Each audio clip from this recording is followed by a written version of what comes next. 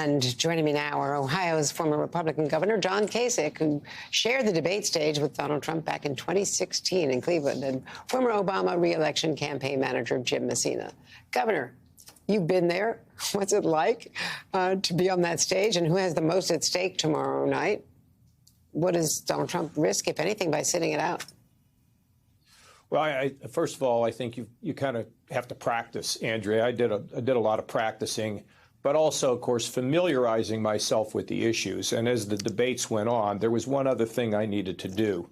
I needed to realize where the cameras were so that when I said something, I was actually looking at the camera, not looking somewhere else. And then, Andrea, being able to finish a sentence, not easy for me to do. You don't want to step on your own line, so you got to have that sort of that clipped structure so that you don't walk out on and leave people saying, okay, what did that mean? So that's something. Trump's not there because he's got the big lead and doesn't want to be pummeled. I suspect he may be back for the second debate.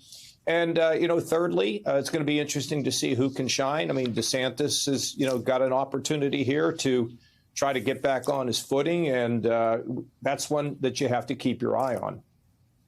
And so, Jim Messina, you've done debate prep with campaigns, and the Biden campaign now is making a big $25 million ad buy in battleground states, and the first Wisconsin-specific ad focusing on jobs.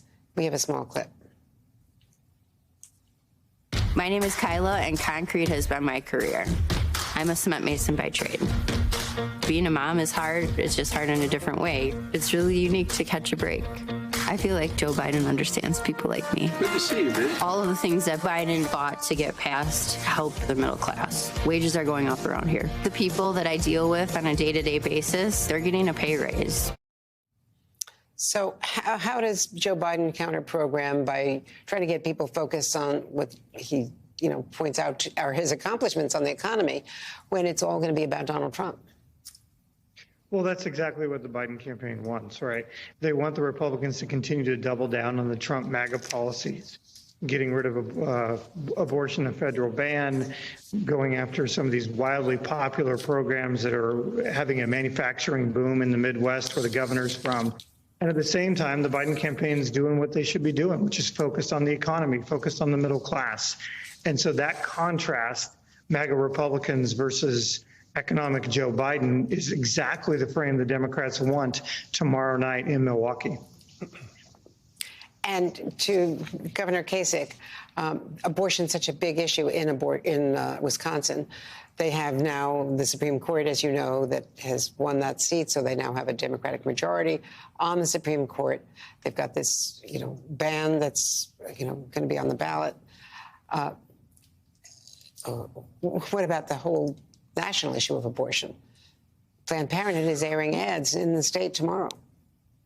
Well, I think what these candidates are going to have to do is to describe their position. And, it gets back to the states. That was the whole theory behind all this. And secondly, I think that candidates have to, regardless of how they feel, they have to realize they have to listen to voters.